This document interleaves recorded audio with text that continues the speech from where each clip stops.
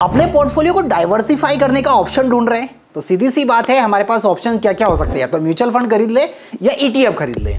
तो आज के इस वीडियो में हम बात करेंगे कि ईटीएफ को कैसे हम बाई कर सकते हैं या कैसे हम डाइवर्सिफाई कर सकते हैं हमारे फंड को। बट ईटीएफ का सिलेक्शन किन किन पॉइंट के बेसिस पर होना चाहिए और अगर हम पैसा लगा रहे हैं तो हमको ये सारे टॉपिक्स, ये सारे पॉइंट्स हमारे क्लियर होने चाहिए। अगर इस यूट्यूब चैनल पर अगर आप नए हैं तो चैनल को सब्सक्राइब कर लीजिएगा और बेल आइकन को प्रेस करना बिल्कुल मत भूलिएगा, ताकि ऐसे ही इंफॉर्मेशन वीडियो आप लोगों को नोटिफिकेशन के थ्रू मिलते रहे। तो बात करते हैं हम ईटीएफ की। ईटीएफ होता क्या है? ईटीएफ जनरली जैसे हम शेयर्स खरीदते हैं ऐसे ही ईटीएफ को भी खरीदा जा सकता है। बट ईटीएफ क्या होता है? किसी पर्टिकुलर इंडेक्स को ट्रैक करता है, पर्टिकुलर सेक्टर को ट्रैक करता है। मतलब कि हमारा जो पैसा है किसी एक स्टॉक्स पर नहीं जाता है, उस पर्टिकुलर एक इंडेक्स के में पैसा हमारा इन्वेस्टमेंट होता है। जैसे निफ्टी 50 ले लीजिए, आईटी ले लीजिए, बैंकिंग ले लीजिए, कहीं भी कुछ भी एक सेक्टर या इंडेक्स ले लीजिए, वहां पर हमारा पूरा पैसा इन्वेस्टमेंट होता है। तो क्या क्या पॉइंट होने चाहिए जहां पर हम किसी एक ईटीएफ को बेटर मानते हैं कि हाँ ये ईटीएफ बेटर है और इसको हम हमारा पूरा पैसा दे देना चाहिए। पहली चीज, हमेशा अगर आप इन्वेस्टमेंट के बारे में सोच रहे हैं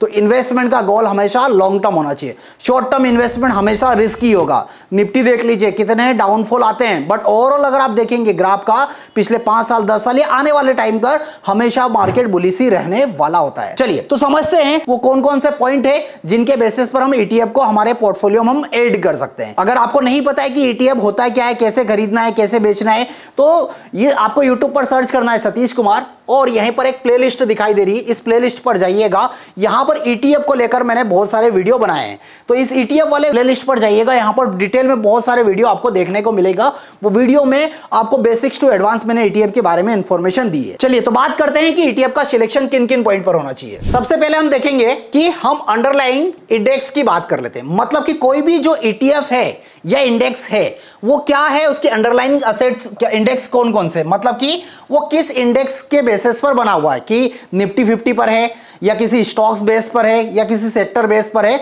वो हमको पता होना बहुत जरूरी है। सेकेंड नंबर पर आता है एक्सपेंस रेशो। मतलब कि जिस भी ईटीएफ को आप खरीद रहे हो, एक्सपेंस रेशो जितना ज्यादा होगा उतना ही आपके प्रॉफिट पर वो इंपैक्ट डालेगा। इसलिए हमेशा ध्यान रहे कि एक्सपेंस रेशो हमेशा मिनिमम होना चाहिए। वो कैसे पता चलेगा वो भी आगे मैं स्टॉक्स के कंपैरिजन के थ्रू आप लोगों को बताने वाला हूं। साथ ही साथ होना चाहिए थर्ड नंबर पर लिक्विडिटी। मतलब कि ईटीएफ खरीद लिया, प्रॉफिट भी दे रहा है, बट पता चल रहा है कि बेचते टाइम कोई खरीदारी नहीं है, तो क्या करना है ऐसे ईटीएफ को लेकर। इसलिए हमेशा जब भी ईटीएफ में पैसा लगाएं तो उसकी लिक्विडिटी हमको चेक करना चाहिए। लिक्विडिटी चेक करने के लिए क्या हो सकता है, आप सिंपल ही एनएससी की साइट पर जाकर इजीली चेक कर सकते हैं।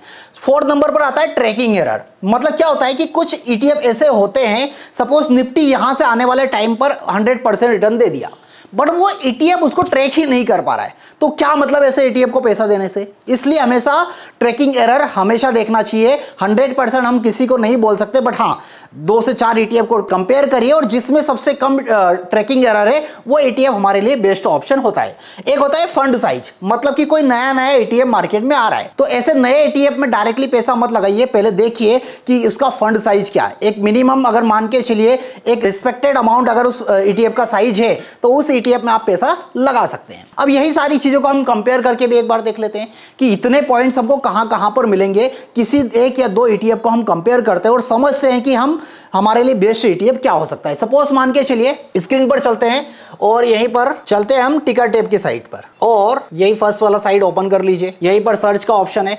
चलिए अब बात कर लेते हैं, ऐसा करते हैं कि निफ्टी 50 की बात कर लेते हैं। तो निफ्टी 50 डाल दीजिए। निफ्टी डालेंगे, यहां पर ईटीएफ का ऑप्शन है। अब ईटीएफ में हमारे पास कौन सा एक ईटीएफ आ चुका है, यहां पर इस ईटीएफ को मैं सिलेक्ट कर ले। चलिए जो भी ईटीएफ मेरे सामने यहां पर आया हुआ है, ईटीएफ पर गए और निफ्टी 50 का निफ्टी 20 मैंने ले लिया। अब निफ्टी 20 मैंने यहां पर लिया तो यहां पर आप उसका चार्ट देख सकते हैं, वीकली जो भी चार्ट आपको देखना है। अब नीचे आइए, नीचे क्या क्या ऑप्शंस आपको दिखाई देंगे। देखिए एक्सपेंस रेशो यहां पर आपको दिखाई दे रहा है। अब यहां पर देखिए उसके एनएवी का प्राइस कितना है, 236 रुपीस। एयूएम कितना है, साइज कितना है, 34,000 करोड़ है। एक्सपेंस रेशो है 0.04%। अब हमको कैसे पता चलेगा कि एक एक्सपेंस रेशो बेटर है कि नहीं है? हम किसी अदर इंडेक्स से कंपेयर करेंगे तब जाकर हमको पता चलेगा।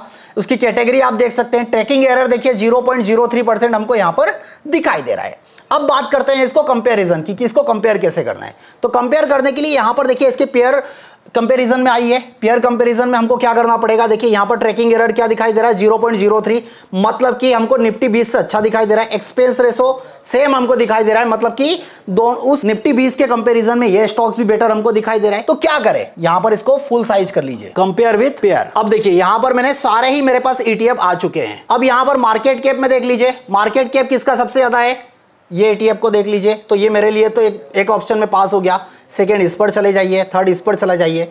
बट अगर यहीं पर अगर हम जाएंगे ट्रैकिंग एरर में, तो ट्रैकिंग एरर में देखिए आपको क्या दिखाई देगा, ट्रैकिंग एरर में यहां पर ये 0.8% है, मतलब इस क्राइटेरिया में ये फेल है हमारे सामने।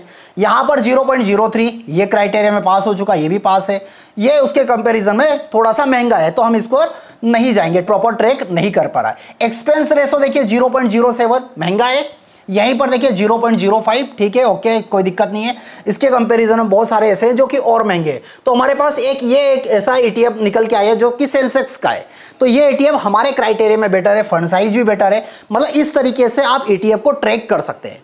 क्या आपने भी ETF में पैसा लगाया है, नहीं लगाया है, मुझे कमेंट बॉक्स में जरूर बताइएगा कि आपने किस ETF को सिलेक्ट किया है और किस बेस पे आपने सिलेक्शन किया हुआ है और कौन से ETF आपके पोर्टफोलियो में है। तो इस बेसिस पर ETF का सिलेक्शन करिएगा और मुझे कमेंट बॉक्स में जरूर पूछिएगा कि हाँ ये ETF आपके लिए बेटर है या नहीं है। मैं आपको बिल्कुल रिप्लाई भी करने वाला हूं। तो कैसी लगी ये इन्फॉर्मेशन मुझे कमेंट बॉक्स में जरूर बताइएगा। साथ ही साथ इस यूट्यूब चैनल को फॉलो करना बिल्कुल मत भूलिएगा और बेल आइकन को प्रेस करना बिल्कुल मत भूलिएगा। तो उम्मीद करता हूं कि ये वीडियो आपको अच्छा लगा होगा। अपने वैल्यूएबल कमेंट्स शेयर करना बिल्कुल मत भूलिएगा। Thank you so much.